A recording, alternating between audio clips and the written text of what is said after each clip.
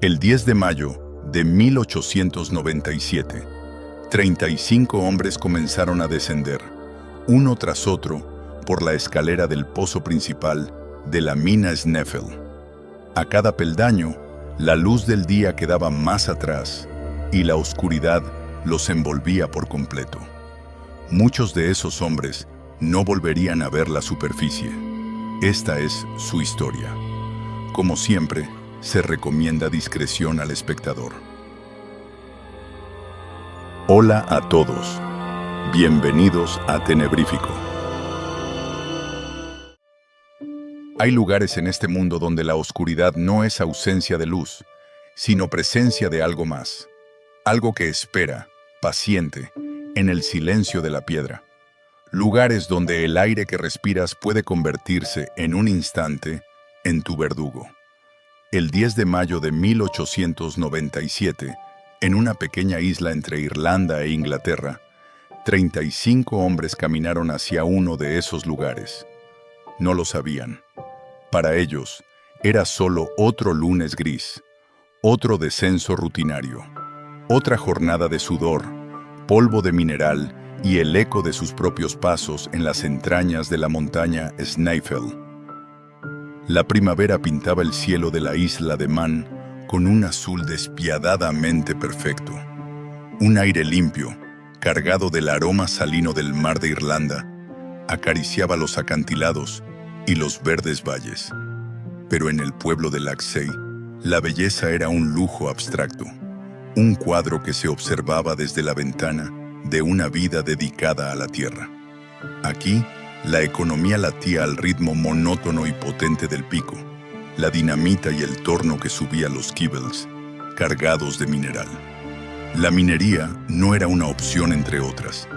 Era el único latido, la única moneda de cambio para el pan de cada día. Los hombres, con sus rostros ya cincelados por la fatiga y el hollín subterráneo, se reunieron frente al pozo principal en el frío de las 6 de la mañana. Había un murmullo bajo, alguna broma cansada, el chasquido de un fósforo encendiendo una pipa. Luego, uno tras otro, como fantasmas resignados a su destino, comenzaron a bajar por la interminable escalera de madera clavada en la roca. Peldaño a peldaño, el mundo de los vivos, el canto de los pájaros, el viento, el olor a hierba húmeda, se desvaneció, reemplazado por el crujido de la madera, el goteo lejano del agua y un calor denso y húmedo que subía desde las profundidades para recibirlos. La isla de Man, un pedazo de tierra salvaje en medio del mar, albergaba entonces algunas de las minas más productivas de plomo y zinc de la región. La mina Snaefell, anidada en la montaña del mismo nombre, no era la más grande. Empleaba a unos 50 hombres, pero su pozo principal era un tajo recto y profundo que se hundía más de 300 metros hacia las entrañas de la tierra. Un agujero hacia el inframundo dividido en 3 compartimentos, uno para la escalera de los hombres, otro para los baldes de extracción y un tercero para las tuberías de aire comprimido que alimentaban los taladros. Su sistema de ventilación era primitivo y dependía de un frágil equilibrio natural y de una serie de compuertas de madera que dirigían el flujo del aire. Un pulmón imperfecto para un gigante de piedra. Un pulmón que, esa mañana en particular, ya estaba enfermo, envenenado desde sus profundidades más recónditas. El descenso era un ritual conocido. Los hombres bajaban a sus niveles asignados, algunos a 60 brazas, otros a 80, los más experimentados o temerarios, a 100 brazas o más. La mina era más cálida adentro que afuera, y en los túneles estrechos, reforzados con maderos que gemían bajo la presión, el aire se movía con pereza. Todo fue normal, repetitivo, casi monótono, hasta el nivel de las 60 brazas. Allí, sin aviso, sin un sonido distinto, la fuerza comenzó a drenarse de sus miembros, como arena por un reloj roto. Una pesadez de plomo en los huesos, una somnolencia que nublaba la mente con una promesa engañosa y dulce. Descansa, cierra los ojos, solo un momento. Era un cansancio que no tenía que ver con el esfuerzo. Era un veneno que hablaba directo al cerebro. Algunos, tocados por un último y desesperado instinto animal, detuvieron su marcha hacia el abismo. Giraron y comenzaron a arrastrarse hacia arriba, luchando contra una gravedad que parecía haber multiplicado su fuerza. Emergieron a la luz del día, cayendo de rodillas en la tierra suelta, jadeando el aire puro de la mañana, como si se estuvieran ahogando en él. Sus ojos, vidriosos y desenfocados, hablaban de un horror que ninguna lengua podía nombrar. El capitán John, un hombre cuya vida entera estaba tejida con los hilos oscuros de la mina, desde joven picador hasta supervisor, lo supo al instante. No hubo necesidad de largas explicaciones. El infierno no había estallado con fuego y estruendo. Había exhalado, silenciosamente, un aliento mortal. Mientras gritaba órdenes, enviando a los hombres menos afectados a correr kilómetros hasta la mina vecina de Laxey en busca de ayuda, no dudó. Abrochó su chaqueta, miró hacia la boca oscura del pozo y comenzó a descender. Tomó la escalera y se hundió en la tiniebla, hacia sus hombres, hacia el corazón de lo desconocido. Lo que encontró en los niveles superiores fue un cuadro de pesadilla silenciosa. Hombres postrados como muñecos, cuyas cuerdas se han cortado, desparramados en las plataformas de madera o colgando inertes de los peldaños. Unos yacían completamente inconscientes. Otros, con la mirada perdida en la nada, respiraban con una lentitud aterradora, como si cada inhalación fuera un enorme esfuerzo y cada exhalación un adiós. El aire, al respirarlo profundamente, tenía un regusto tenue, casi dulzón, como el recuerdo lejano de una fogata de leña húmeda. Pero no había humo visible. No había llamas anaranjadas danzando en las paredes. Solo esa niebla invisible, ese gas sin color ni olor definido, que robaba el aliento y convertía cada aspiración en un paso más hacia un sueño del que no se despierta. Mientras tanto, en la superficie, la noticia comenzaba a extenderse como un reguero de pólvora. Los primeros rescatistas, mineros de Laxey, llegaron jadeantes después de su carrera. Eran hombres de corazón firme y músculos acostumbrados a la adversidad. Sin embargo, al bajar, una y otra vez, para arrastrar a los inconscientes, fueron alcanzados por la misma sombra letal. Subir por aquella escalera interminable, cargando el peso de un cuerpo inerte, se volvió una agonía indescriptible. La debilidad se les enredaba en las piernas. El sueño los llamaba desde cada rincón oscuro, con un canto de sirena mortal. Eran hombres fuertes, acostumbrados a dominar la piedra, reducidos a sombras tambaleantes que luchaban por recordar hacia qué dirección estaba arriba. La esperanza, si es que a eso pálido se le puede llamar esperanza, llegó con la figura serena y analítica de Giota Williams, inspector asistente de minas del Reino Unido, que casualmente se encontraba en la isla. Un hombre que, al escuchar la descripción de los síntomas, la debilidad repentina, la somnolencia, el dolor de cabeza, sintió un frío metálico recorrerle la espina dorsal. Monóxido de carbono. Sabía, por experiencia y estudio, que este asesino silencioso se produce en combustiones incompletas. En su camino hacia la mina, presintiendo lo que encontraría, se había detenido en una tienda y compró, con una calma que rayaba en lo profético, una pequeña bolsa de polvo blanco, clorato de potasio.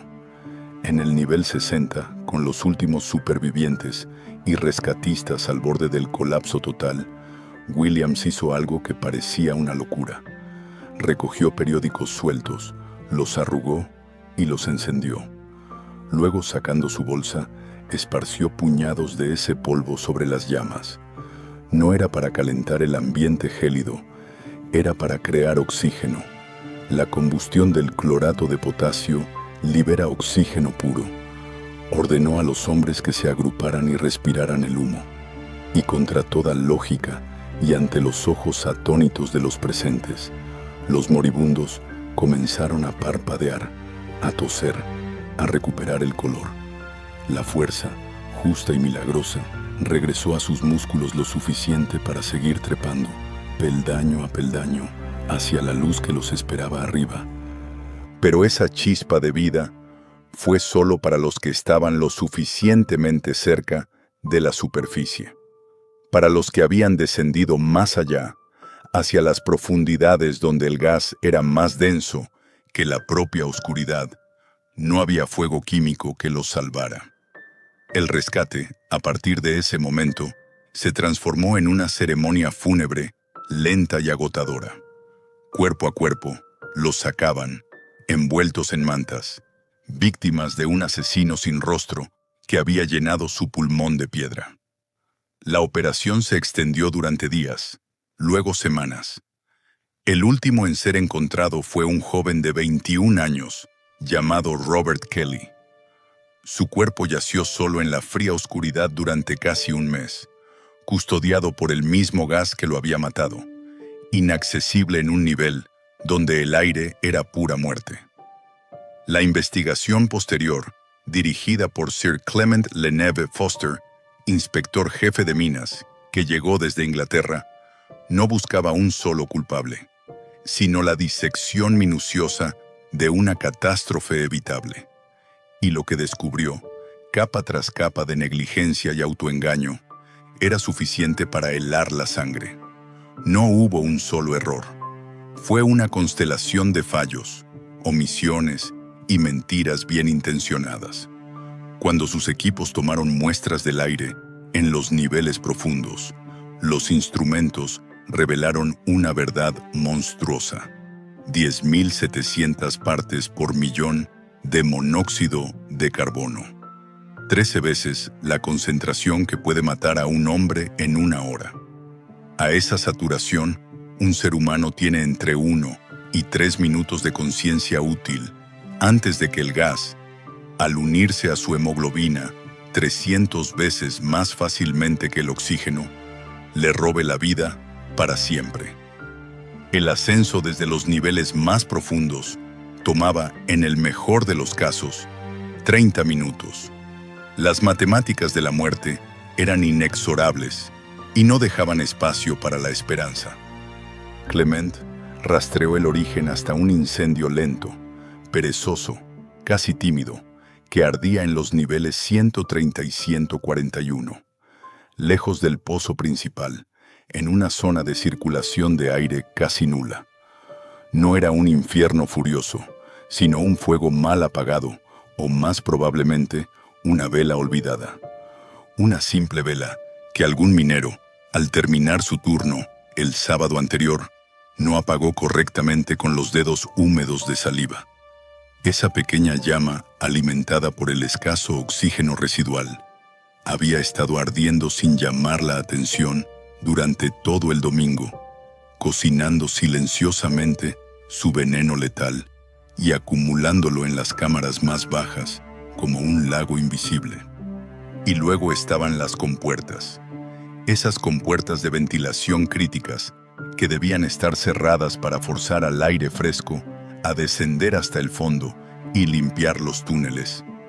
Estaban abiertas, no una, sino varias, abandonadas, ignoradas, quizás dejadas así por conveniencia para trabajar en otros niveles.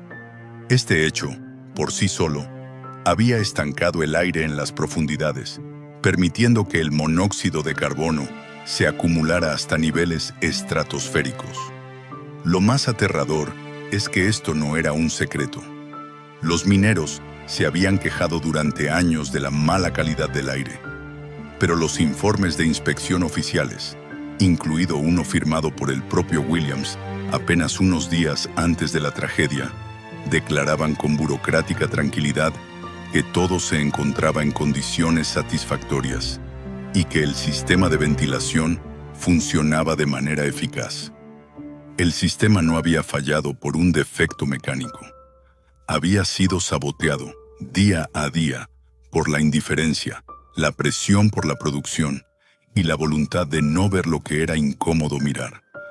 Al final, el costo se midió en 20 vidas truncadas. 20 hombres, entre los 21 y los 46 años, que no regresaron a casa esa noche. Dejaron atrás a 14 viudas y 30 niños, cuyo futuro se ensombreció para siempre. La mina Sneffels no se derrumbó sobre ellos. No hubo un estruendo final. Simplemente respiró hondo. Y en su exhalación silenciosa, cargada del aliento de un fuego olvidado, se llevó a 20 almas hacia el silencio perpetuo. Esta historia, más que un accidente, es un protocolo de cómo se construye una tragedia. Ladrillo a ladrillo, con informes falsos, con puertas abiertas, velas sin apagar y quejas sordas. La mina Sneffels nos mira desde el pasado y nos pregunta en voz baja: ¿en qué oscuridades cómodas estamos nosotros dejando que se acumule el gas hoy?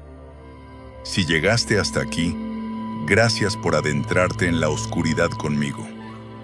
Historias como esta nos dejan una pregunta incómoda grabada en la pared. ¿Cuántas tragedias firmamos con nuestro silencio mucho antes de que ocurran? Déjame tu opinión en los comentarios. Si este contenido te pareció valioso, compártelo, dale like y suscríbete para no perderte las próximas historias. Gracias por acompañarme. Nos vemos en el próximo descenso.